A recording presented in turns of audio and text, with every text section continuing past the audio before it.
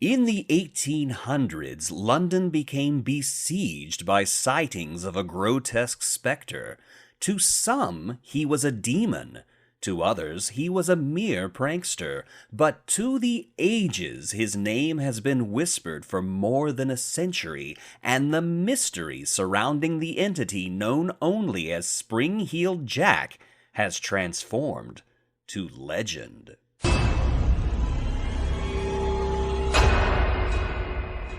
Londoners first heard of the terrifying Spring-Heeled Jack in the late fall of 1837.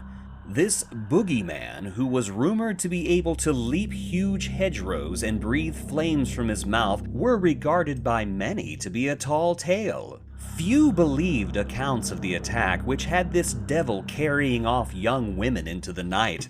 However, the rumors persisted as the number of attacks grew. Spring-Heeled Jack seemed to prefer to leap out on unsuspecting travelers.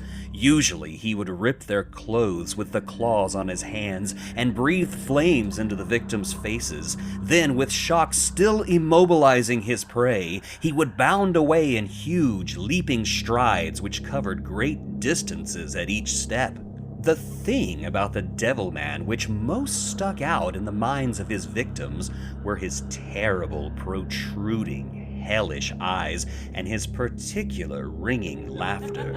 Concerned citizens formed mobs to try to track down the creature, and at one point, the group included the Duke of Wellington and Admiral Codrington. Understandably, Spring-Heeled Jack's ability to leap over huge walls made him extremely difficult to catch. He had also added the act of terrifying coach drivers to his list of conquests. The attacks reached a climax when, in the winter of 1838, he moved his activities into London itself. The first of these London attacks took place on a dark February night. Lucy Scales was walking home with her sister from their brother's house when a tall, cloaked figure bounded out of the shadows at them. He spat blue flames into Lucy's face, blinding her. As she lay writhing on the ground, Spring-Heeled Jack calmly turned around and melted back into the shadows. He struck again a few nights later. The Alsop family was spending a quiet evening at home when a violent knocking was heard at the front door. Jane Alsop got up to answer it. When she opened the door, she saw a man standing in the shadows near the front gate. He swung around. "I'm a police officer," he said. "For God's sakes, bring me a light! We've caught Spring-Heeled Jack in the lane!" When she gave the candle to the man at the gate, she realized she had made a terrible mistake, for the man applied the candle to his breast to reveal the hideous features of Spring-Heeled Jack himself. Jane screamed as he vomited forth a huge amount of flame from his mouth. Then he grabbed her and tore at her clothes with his sharp claws. She tried to get away, but the man caught her and continued his attack. Soon the whole family ran out into the street hearing her screams, but Spring-Heeled Jack bounded away down the road and was soon lost to the night. Spring-Heeled Jack made an aborted attempt at the same trick a few nights later at another house, but a servant boy realized who he was and began to shout for help. Spring-Heeled Jack escaped again, this time victimless. Throughout the 19th century, Spring-Heeled Jack was sighted all over England.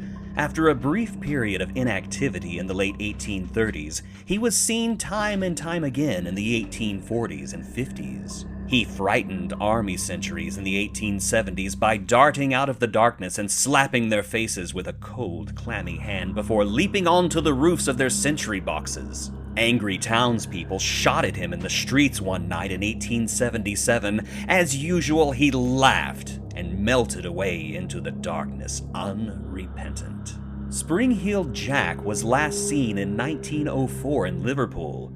There, he terrified people by bounding up and down the streets and onto their rooftops. When attempts were made to corner him, he simply vanished into the darkness. Some believe that Spring-Heeled Jack was a demon on Earth. Others think he was a disfigured human. It's even been suggested that he was nothing more than the Marquis of Waterford, who was renowned for his sadistic taste in practical jokes and his scorn for women. The mystery of Spring-Heeled Jack may never be solved, nor will the question of when he will return.